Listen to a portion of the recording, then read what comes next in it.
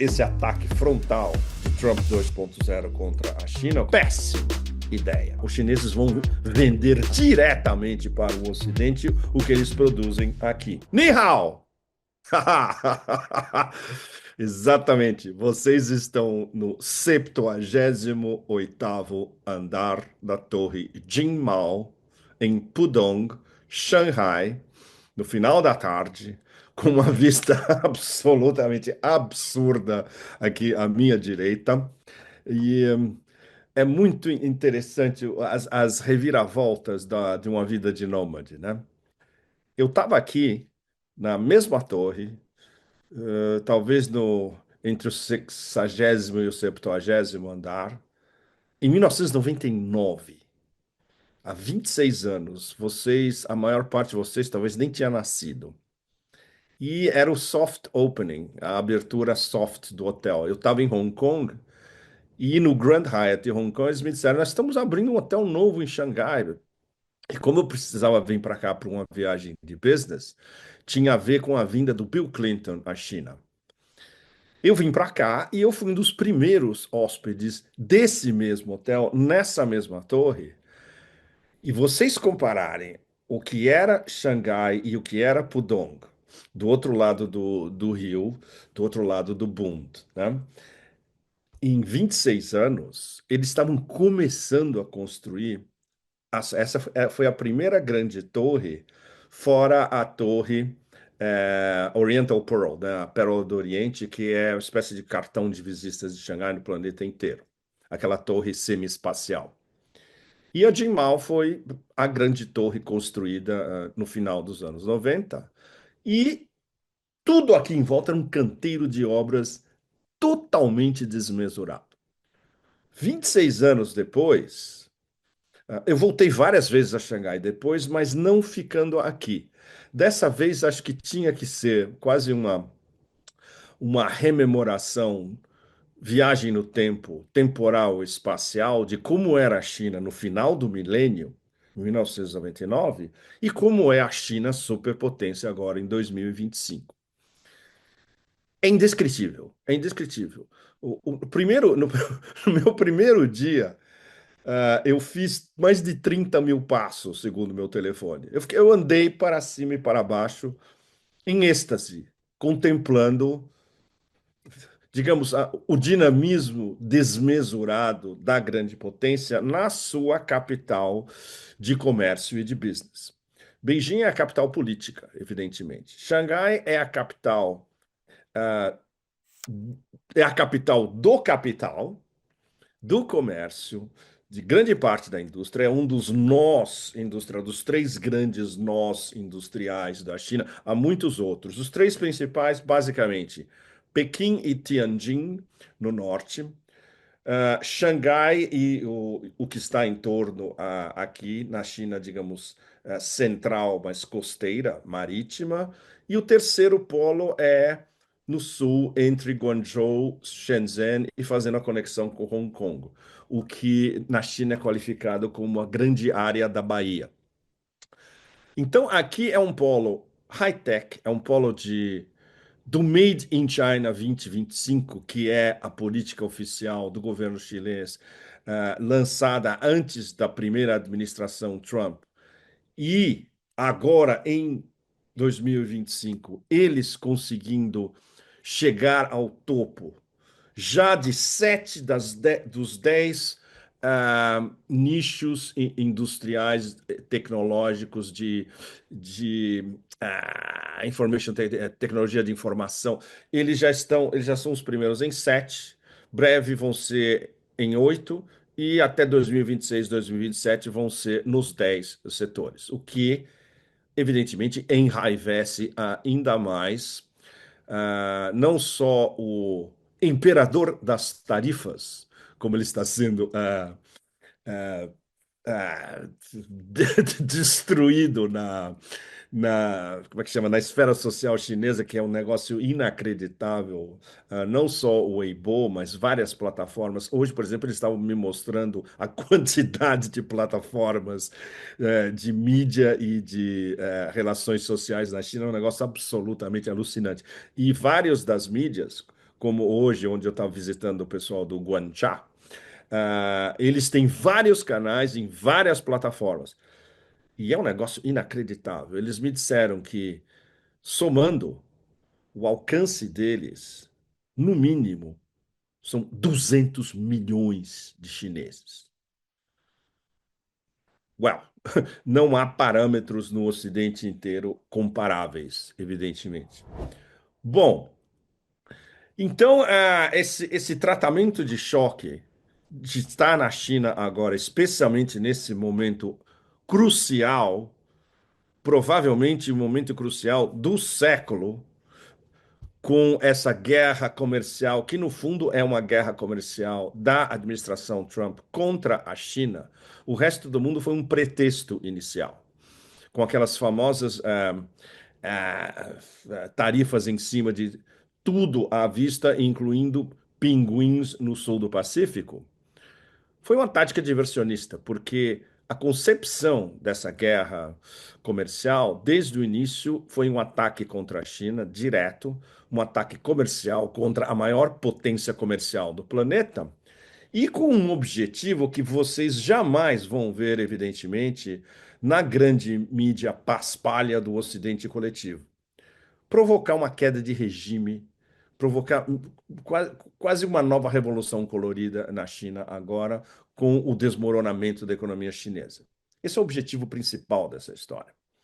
Bom, o blowback até agora tem sido absolutamente brutal e uma coisa, o aspecto fundamental dessa semana inteira que eu estou passando em Xangai é constatar dos próprios chineses, e eu estou falando de acadêmicos do mais alto nível, de diplomatas, de businessmen chineses que fazem business com o Ocidente e vice-versa. Por exemplo, um super businessman alemão que faz business na China e na Ásia há 25 anos. E hoje com o pessoal do Guanxia, que é certamente o mais importante veículo de mídia chinês, não é oficial, não é privado, mas não é a mídia oficial. Eles estão num limbo. Evidentemente, eles têm que prestar uma série de não vigilância, mas o sistema mediático chinês e como ele se articula com a agência de notícias Xinhua no topo. E, claro, existe ah, tabus que não podem ser tocados, temas que devem ser tratados com bastante sensatez, etc. Guanxia, o grande e isso eu estava vendo nas diversas plataformas onde eles estão. Por exemplo, eles têm vários canais Guanxia nas diversas plataformas chinesas. E muitos das suas estrelas analíticas e âncoras e jornalistas têm os seus próprios canais também. E o debate é livre. É extraordinário. É um verdadeiro debate democrático, claro, sinocêntrico, a China no centro e as relações da China com uma matrix, uma matriz global. Muito importante a relação da China com o sul global e a maioria global. Todo mundo bem informado com quem você conversa em Xangai sempre frisa. Nós ainda somos um país em desenvolvimento e somos do sul global. Ao mesmo tempo, já é uma superpotência, especialmente comercial, e financeira. Mas eles guardam a visão, de socialismo com características chinesas e, nos últimos dias, inclusive, um fenômeno extraordinário, especialmente para as jovens gerações. Redescoberta de Mao Zedong e a redescoberta do Mao poeta, do Mao que cunhava metáforas, do Mao grande analista, do Mao fino analista e do Mao com imagens absolutamente incríveis que transcendem o tempo, como a famosa imagem de os Estados Unidos são um tigre de papel. E hoje, com o novo imperador das tarifas, ele está demonstrando que mais ainda do que na era maoísta chinesa, quando a China ainda estava engatinhando o seu desenvolvimento, estava se industrializando aos poucos, até chegar ao início das grandes reformas com Deng Xiaoping em 78. Uh, por exemplo, Tigre de Papel era entre estudantes nos anos 60, e eu me incluo, quando eu estava no ginásio ainda, uh, a gente usava a caracterização do Império Americano como tigre de papel, tirando diretamente de Mao. Em vários filmes do Godard, na fase maoísta do Godard, tem alusões diretas e citações diretas, e inclusive ilustrações do, do Império Americano como um tigre de papel, e era o tigre da Esso, que era usado como o tigre de papel. Bom, é muito difícil resumir essa semana. É uma das semanas profissionais mais importantes dos meus 40 anos de nômade, de correspondente estrangeiro, de analista, de repórter, de viajante, de peregrino pelo mundo inteiro, especialmente na Ásia, para onde eu vim há 31, vai fazer, já fez 31 anos, em 1994. E, uma viagem, a viagem que me levou a me transferir do Ocidente para a Ásia, a China teve um papel absolutamente fundamental. Evidentemente, tudo que eu vi no Sudeste da Ásia, uma viagem cultural e budista pela Índia. Mas eu cheguei aqui vindo de Hong Kong. Eu vim por trem de Hong Kong. Eu fui primeiro a Shenzhen, que estava começando o boom de Shenzhen ainda. Guangzhou, que estava começando a se desenvolver. E Deng Xiaoping tinha acabado de passar no sul da China, na sua famosa viagem ao sul da China, no inverno de 1992, onde Deng deu o drive definitivo para vamos nos desenvolver a uma velocidade supersônica a partir de agora, e isso é um esforço coletivo da nação chinesa. E a assinatura do Deng, linda, num scroll tradicional chinês e uma caligrafia muito bonita dele, estava no lobby do hotel White Swan, Cisne Branco, onde eu fiquei naquela época. E era um dos grandes hotéis do sul da China. Tinha muito poucos hotéis de nível internacional na China nessa época. O White Swan era um deles. E depois eu vim para Xangai. Então, minha primeira entrada em Xangai profunda foi pra vocês terem uma ideia, foi em 1992. Me marcou até muito mais do que Pequim depois. Depois eu fui para Pequim, eu peguei a Transiberiana, atravessei a Transiberiana e cheguei em Moscou imediatamente após o colapso da União Soviética. Bom, tudo isso, claro, na formação de um jornalista e de um analista é algo que não tem preço. E te forma e te influencia o resto da vida, evidentemente. Então, essa primeira temporada em Xangai, no inverno de 1992, foi para pegar o pé de para onde estava indo o desenvolvimento na grande capital chinesa antes da Segunda Guerra, quando Xangai era o clichê se aplicava a Paris do Oriente. ah, os estrangeiros, especialmente europeus, circulavam por Xangai, nas concessões inglesa e francesa, especialmente. E a cidade estava começando a se reconstruir. Quanto? 30. Nossa, 30 e. Bom, façam as contas. E eu voltei muito depois, evidentemente, e comecei a vir muito à China no final do milênio e logo depois do início do milênio, quando a China entrou na Organização Mundial, na Organização Mundial do Comércio, desculpe. E eu não tinha vindo aqui desde o Covid, porque eu estava me concentrando na Turquia e na Rússia, especialmente, e viagens pelo Oriente, pela oeste da Ásia, pela Ásia Central e voltando para minha ex-casa no sudeste da Ásia. Então, essa revolução mental e temporal de voltar aqui agora e no meio realmente no centro do centro dessa crise desencadeada por Trump 2.0. E a qualidade dos meus interlocutores nesses últimos dias, que tem sido excepcional.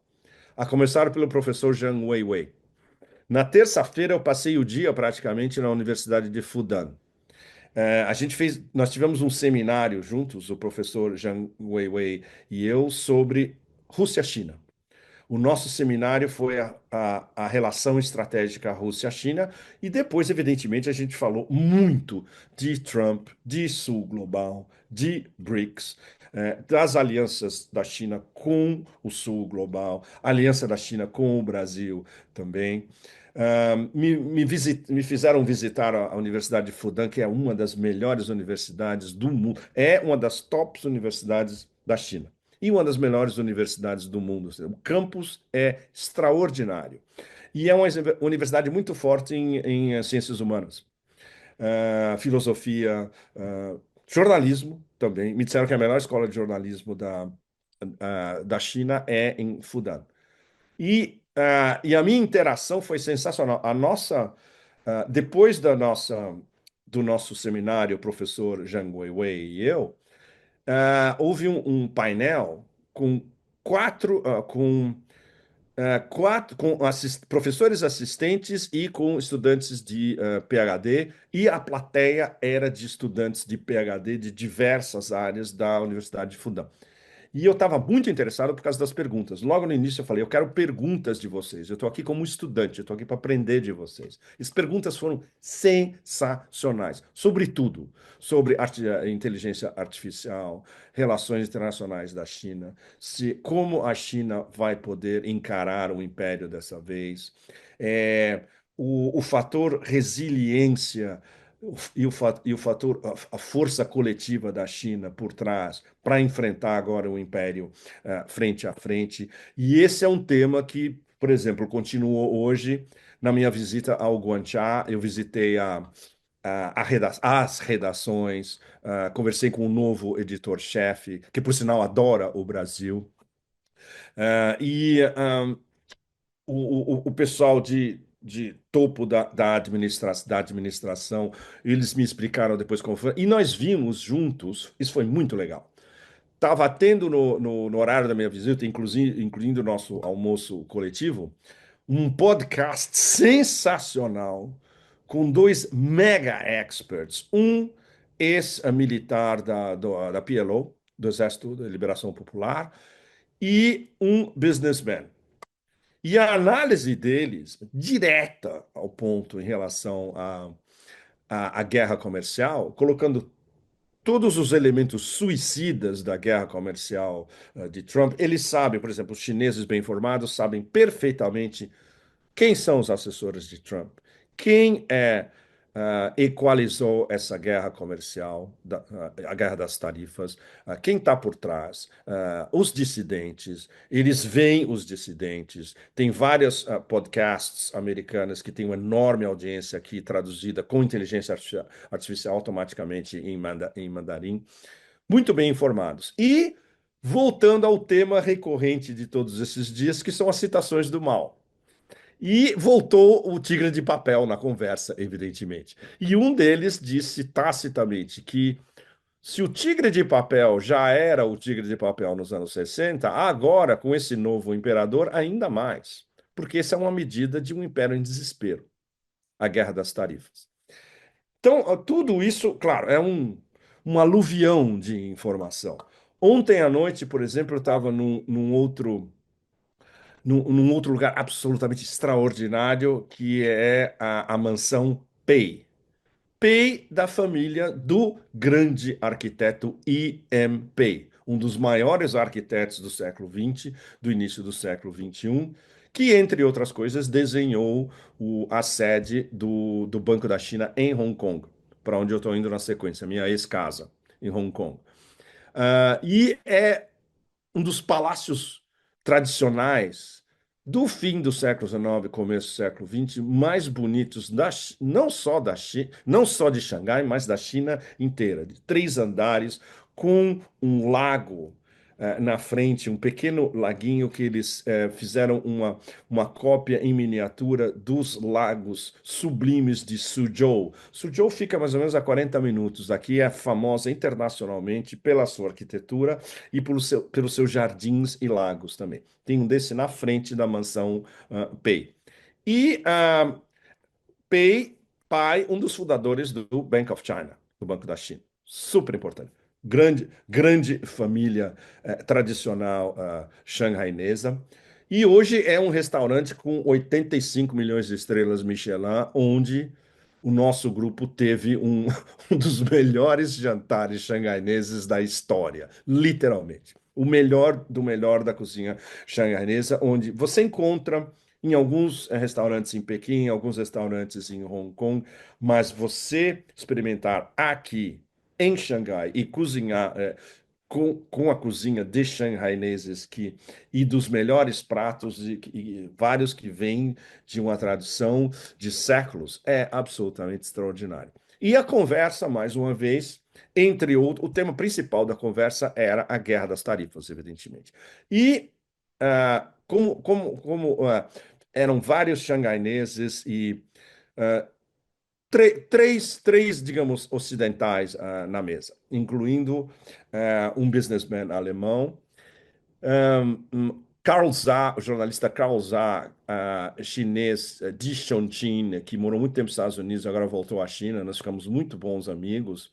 E o Carl tem uma perspectiva ótima, jovem, tem uma perspectiva excelente de um chinês bem educado que viveu no Ocidente, cursou universidade no Ocidente, voltou à China e agora está dedicado à China. E esse é um tema recorrente em todas as conversas. Os melhores cérebros da China voltando para a China. Isso já é um processo dos últimos anos, especialmente, e que vai se acelerar ainda mais a partir de agora, especialmente os estudantes chineses que estão nas melhores universidades americanas, voltando para a China e o brain power. Os melhores cérebros vão estar atuando no que dos nossos amigos do podcast hoje de manhã definiu como uma frente unida. E isso é uma expressão que vem também de Mao. Então, esse neo-maoísmo, ahm, digamos, com muito bom humor que está circulando, desde os acadêmicos top até os zilhões de canais nas plataformas sociais e nas redes sociais chinesas, que são desmesuradas, gigantescas e com muito senso de humor e com muita paródia. Trump e os seus tontos estão sendo parodiados ao limite e há coisas de rolar de rir. E a garotada está plenamente investida também. Por exemplo, Xangai tem um aspecto de Xangai que é ainda bastante ocidentalizado comparado com as outras grandes cidades chinesas. Você vê um número mais ou menos razoável de residentes ocidentais aqui, especialmente no shopping mall aqui do lado, que é uma filial do shopping mall que eu ia todo dia em Hong Kong, literalmente, o International Finance Center, IFC. Você vê muitos residentes, inclusive uns me abordaram. Ah, você é o do podcast? Assim, residentes, e claro, não querem ir embora de Xangai de jeito nenhum. A comparação Xangai e Nova York agora se aplica cada vez mais. Eu sempre fui um grande admirador de Nova York, fui a Nova York acho que mais de 100 vezes na vida. Eu conheço Nova York melhor que São Paulo, inclusive. Mas hoje a capital do planeta, que era Nova York, em muitos sentidos é aqui.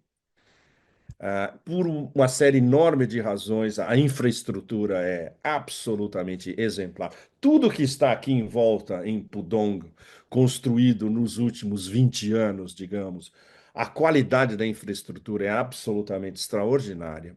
Ah, o Alipay, que funciona para absolutamente tudo, é provavelmente o sistema mais eficiente no planeta inteiro para você resolver qualquer coisa da sua vida cotidiana. É verdade, muito pouca gente ainda usa dinheiro, dinheiro vivo, mas por lei chinesa, evidentemente, eu fiz alguns testes. Eu paguei muita coisa com dinheiro vivo sem o menor problema. E você deixa um pouquinho de troco com os comerciantes, eles adoram, porque eles nunca têm troco, evidentemente. Mas, claro, todo mundo paga com Alipay e WeChat Pay, evidentemente. E os táxis são todos eh, veículos elétricos silenciosos, ou seja, não tem barulho nos congestionamentos de Xangai. Isso é algo para vocês no Brasil, deve ser, né, de outro planeta, literalmente, né? Não tem, tem congestionamentos, porque, claro, tem uma circulação absurda e tudo silencioso, verde, veículos elétricos. Ou seja, então, a infraestrutura absolutamente espetacular. E o X da questão que permeia todas as discussões. Como a China vai enfrentar o império agora? Essa metáfora da frente unida é muito, muito importante, especialmente vindo da época maoísta e que agora ela está sendo retrabalhada, retransmitida para as novas gerações. E as novas gerações estão comprando a ideia. As novas gerações ah, entenderam esse ataque frontal de Trump 2.0 contra a China como um ataque contra a nação chinesa. Não existe, talvez, um erro mais absurdo em geopolítica e em geoeconomia de comprar uma briga direta com 1,4 bilhões de chineses. Péssima ideia. É exatamente isso que está acontecendo agora. Então, as reações em diversos níveis vão ser barra pesada. Por exemplo, todo esse markup de marcas estrangeiras de fabricar na China e vender com um lucro absurdo no Ocidente, especialmente americanas, vai acabar. Os chineses vão vender diretamente para o Ocidente o que eles produzem aqui. Uma distinção fundamental, não só hoje nas nossas discussões no Guanxia, como também nas discussões na Universidade de Fudan, com o professor Wang Wei, com os PhDs, etc., capitalismo produtivo contra o choque direto, a oposição direta entre capitalismo produtivo e capitalismo de especulação. Ou o que o nosso grande amigo Michael Hudson define como FIRE, ou seja, financialização, securitização, indústria de seguros e especulação imobiliária, que é a definição curta em um acrônimo do sistema americano. Ou seja, aqui é capitalismo produtivo, com uma mão do Estado forte e com liberdade para a empresa privada e com muitas associações públicas privadas, e tudo com um objetivo fundamental que cerceia não, que coordena tudo nessa grande matriz, que é o desenvolvimento nacional e a estabilidade da nação chinesa, em oposição a o que em mandarim é muito usado porque é o desespero supremo Luan. Luan basicamente é caos. A China quer escapar de instâncias de caos, seja como for, e quer manter seu desenvolvimento sustentável. Bom, primeiro trimestre de 2025, a China cresceu já a 5% ao ano, ajustando. Claro, isso agora vai cair porque a guerra comercial já está instaurada. Mas eles estão olhando em volta, especialmente entre os vizinhos e entre os seus parceiros do Sul Global, com atenção 24 horas por dia. O presidente Xi Jinping está numa tour da ASEAN agora, Associação de Nações do Sudeste Asiático. Malásia, Vietnã e Camboja. Eu sempre friso isso, que é importante vocês saberem no Brasil. Das 10 nações da Associação de Nações do Sudeste Asiático, o principal parceiro de todas elas, dos 10, é a China. Então, os laços Sudeste da Ásia, China, vão ser cada vez mais estreitos. Vai haver uma ofensiva comercial da China na Ásia Central nas próximas semanas e meses, garantido. Na África, exatamente a mesma coisa. Na América Latina, com a viagem do presidente Xi Jinping para a cúpula dos BRICS, no início de. Haverá, evidentemente, um extra drive chinês de fazer negócios não só com o Brasil, seu principal parceiro na América Latina, mas com outros pontos da América Latina também. Ou seja, a diversificação que eles já começaram vai se incrementar ainda mais agora num contexto de guerra. Ou seja, observando a guerra das tarifas daqui, de Xangai, conversando com algumas das melhores mentes chinesas, e você compara com os ecos ou com o que vem do outro lado, com o que vem a 1, 2 da manhã antes de dormir, eu dou uma olhada, evidentemente, no que está sendo discutido nos Estados Unidos. E é de uma mendacidade absoluta, na maior parte, com algumas críticas dos nossos amigos de sempre, eh, eh, sérias, mas ninguém toca no fundo da questão, que é esse clash agora total entre um império suicida e medroso e encurralado, com tentando uma solução desesperada contra a grande potência emergente, econômica, breve militar também e geopolítica, evidentemente, e é uma declinação, mais uma vez, do nosso tema principal já há meses, que é um dos temas principais de todos os Pepes Cafés, a guerra do Império contra os BRICS. Essa guerra contra a China, comercial contra a China, é uma guerra contra os BRICS em vários